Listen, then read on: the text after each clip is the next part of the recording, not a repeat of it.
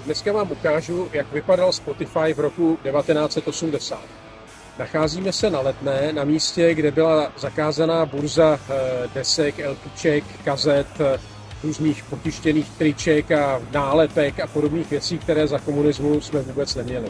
Já jsem tu stál v roce 1980, když mi bylo těch 17 a chtěl jsem nějakou dobrou muziku. Musel jsem si koupit desku a takováhle deska stála 200-300 korun, což byl později můj týdenní plat. Takže to fungovalo tak, že jsem si koupil 1-2 desky, ty jsem si doma nahrál na kazety a potom jsem tu desku zase prodal a příští týden si koupil další. Ty desky jsme nahrávali na tyhle magnetofonové kazety.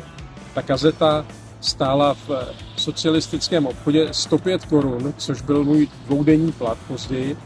A v Německu stála 2 marky, takže i tady na té burze se prodávaly i prázdné tyhle kazety, ale i nahrané.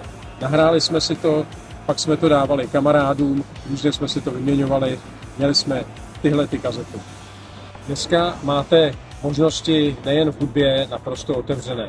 Pomozte nám proto hájit svobodu a demokracii, protože i tahleta burza velice často končila šťárou veřejné bezpečnosti. A museli jsme před nima utíkat těma křovýma. Tak já zdrhám, tam jdou policajti.